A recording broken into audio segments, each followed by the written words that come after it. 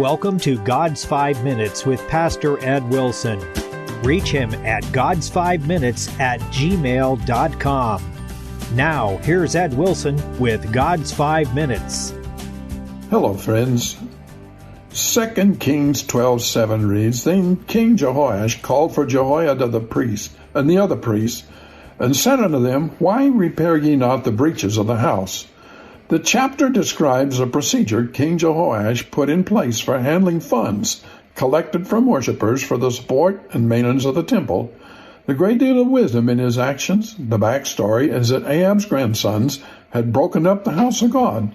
The damage to the temple had not destroyed it, but it was extensive, and repairs were both costly and time-consuming.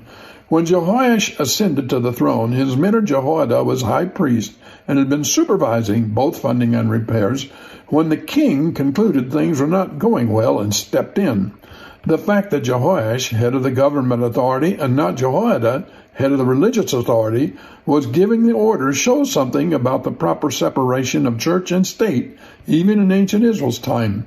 If the temporal business of God's house is handled with as much wisdom as Jehoash brought to it, every inquiring mind could be assured that all is well. Consider the true source of money for religious purposes this chapter describes.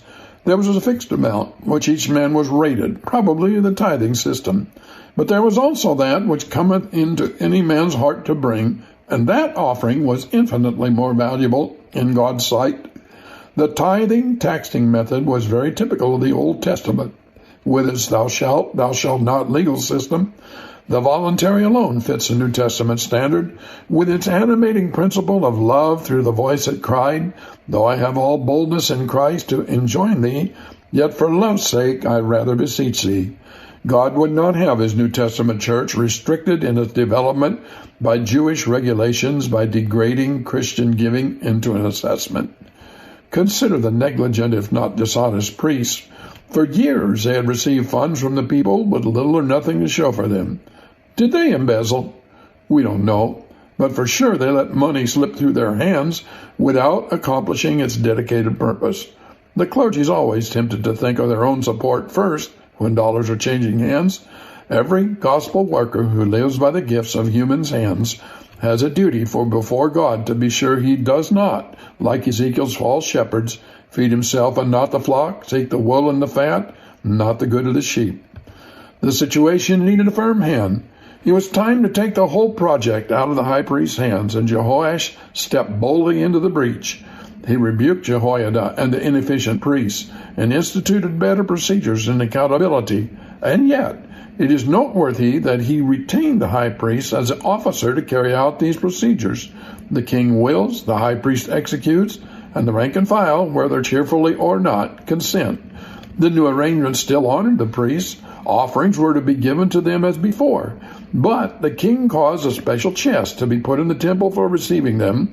What was handed to the priest he must immediately put into the chest, while the donor was still watching.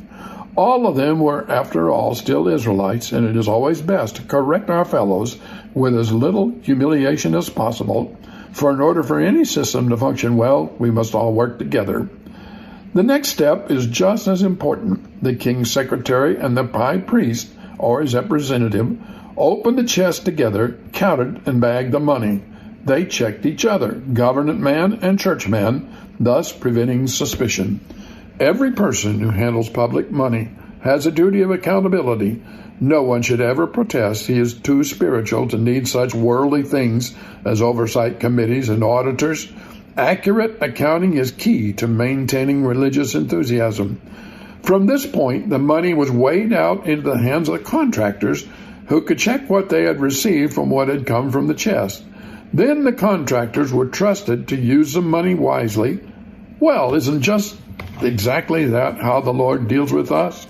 Have you talked to him today? You have been listening to God's 5 Minutes with Pastor Ed Wilson. Reach him by email at godsfive-minutes@gmail.com. Tune in next time to hear more encouraging thoughts from God's Word on God's 5 Minutes with Pastor Ed Wilson.